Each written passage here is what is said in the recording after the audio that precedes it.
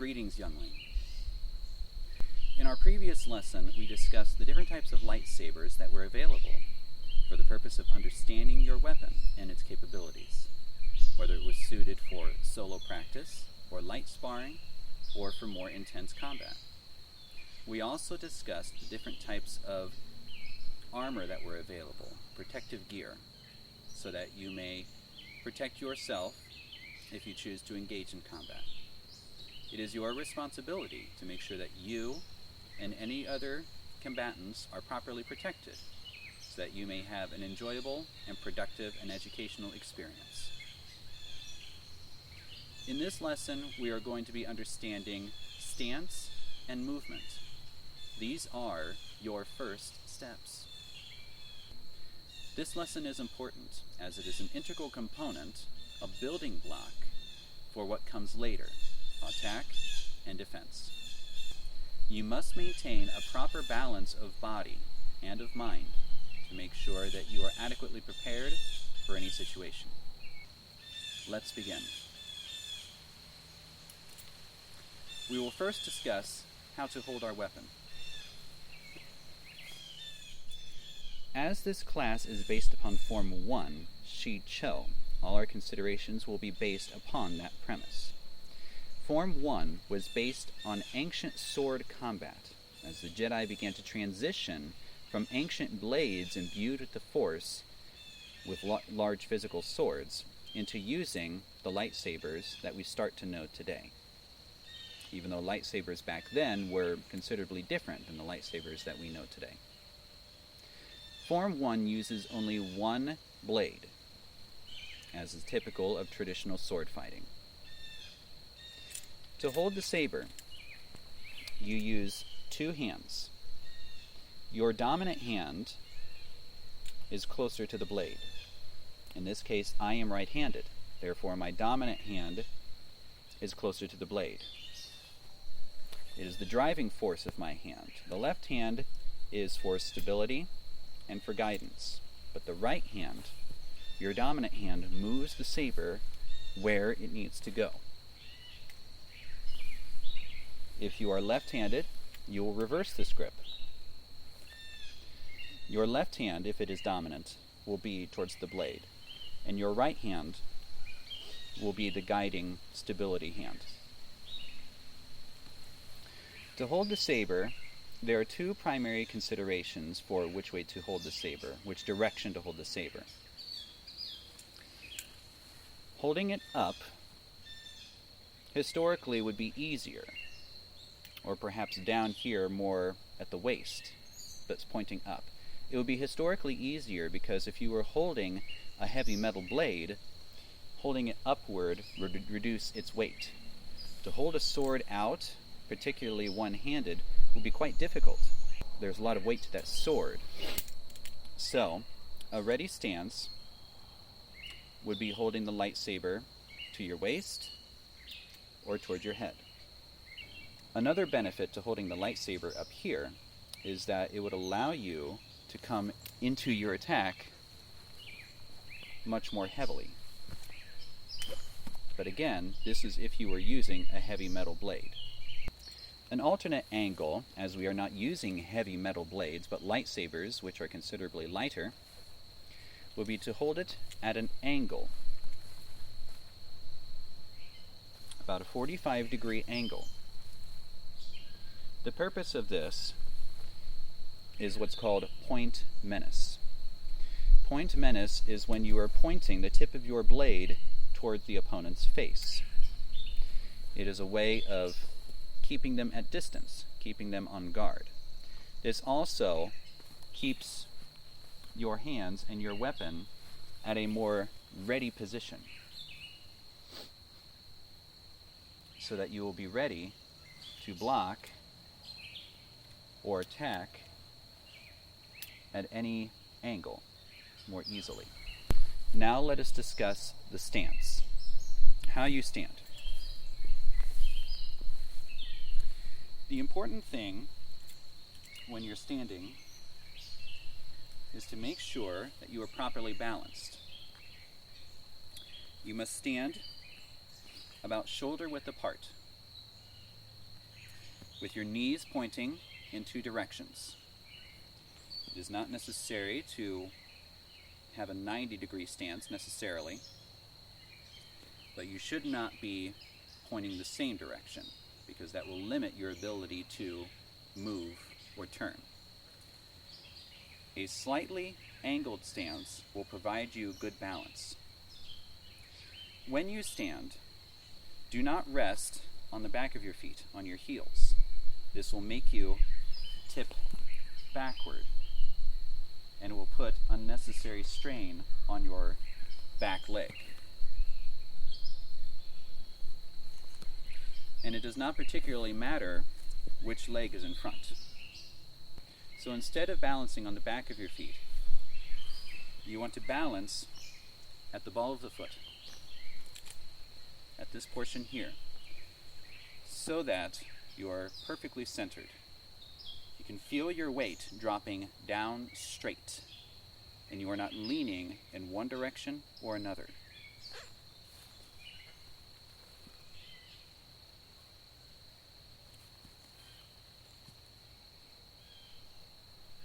This allows you to take easy steps without having thrown your weight to the back or even to the front.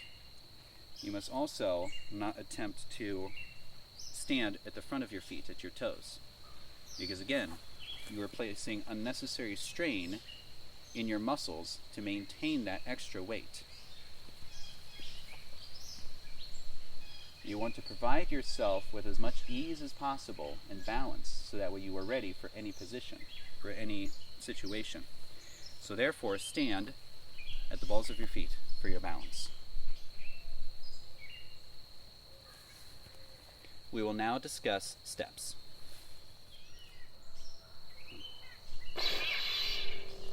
It is now time for your first steps. Your basic steps include advance, retreat, lunge, and side steps, as well as circling. Let's go over these in more detail. To advance, push from your back leg.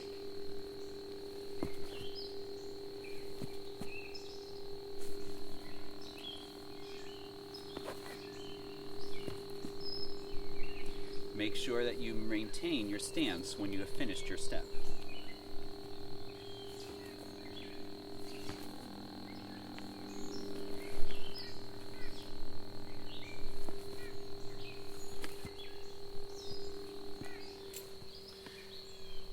To retreat is to pull back from an opponent. It is not a sign of weakness, but it is a sign of wisdom. To retreat, you push from your front leg. Rather than running away from combat and turning your back, you simply retreat. Push off the front leg.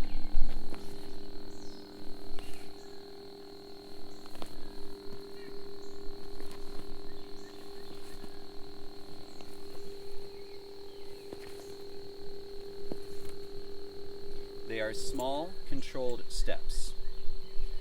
Do not overstep or you may lose your balance. Make sure that your footwear is also adequate to maintain traction in whatever terrain you find yourself in.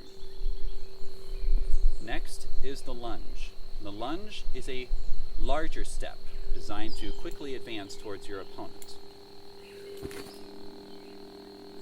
Again, make sure that your footwear has good traction, or else you may find yourself slipping.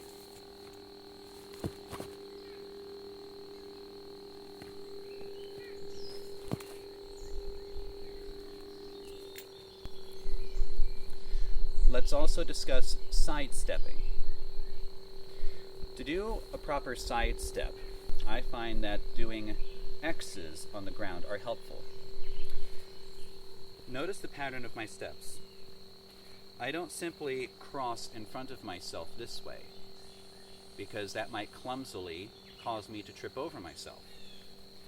Instead, I want to make an X with my steps. I step here, and I cross it there. I step there, and I cross there. and then I maintain my position. This allows me to, this joins my feet together in one plane. Here's my start. I can come forward to this foot and then back it off. And at this point, I have made an X by crossing forward and cutting behind. You are drawing an X on the ground with your shoes. I move this foot and draw the other over. I move this back and draw it forward. I move it forward and draw it back.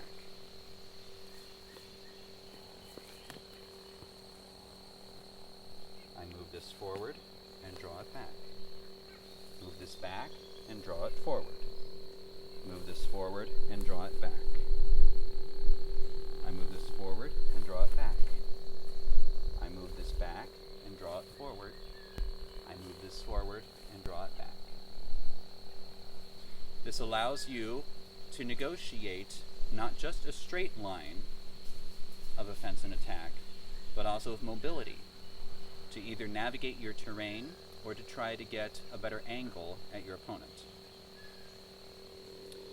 Circling is simply an extension of doing our X steps, because not all combat is perpendicular or parallel. Sometimes they are circular. So if you accomplish your X steps, you can simply rotate, so that way you face your opponent. In this case, I will be facing you. So I step, cross, step and cross, step and cross. Step, cross, step, cross, step, cross, making little X's in the ground. Again, not attempting to overcross your legs, because that will clumsily cause you to stumble and you will become your own worst enemy. So, your job for this class, your assignment, is to demonstrate these steps with a good stance. I demonstrated these with the higher stance. Let me demonstrate them with the point menace. Again, the purpose of the point menace is to point the blade at approximately a 45-degree angle to your opponent. It can make it difficult for them to judge where your blade is.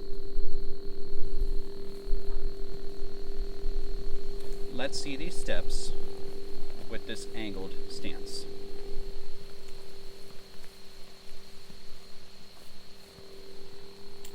Advancing. Retreat. Sidestep.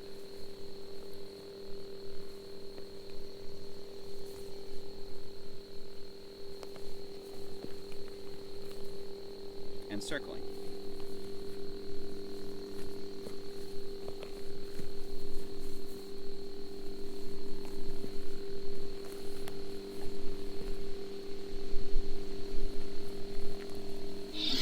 Another thing to keep in mind is keeping proper measure. With your movement, you are able to maintain a proper distance from your opponent. If you are too far apart, none of your attacks will work, and you will be swinging wildly into the air and defending nothing, looking foolish and exacerbating tempers. So you must be within striking range for your attacks. A proper way to understand that is if you can reach your blade and it reaches their body, preferably up to their arm. If your blade can reach into about halfway of their arm, then you are of good distance. If you cannot even touch each other and you're only able to strike each other's weapons, then that's not useful for combat. We will discuss more in depth regarding defense and offense in the next lessons. But again, you must not be too far away. You must not be too close. If you are too close, then you are not able to adequately move your arms. Your movements are congested.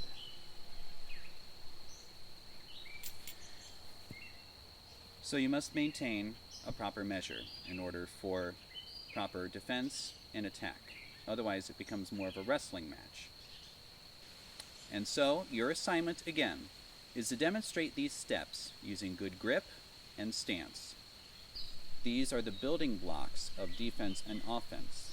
And so, you must be confident in your steps. They must be smooth and automatic. I will see you in the next class.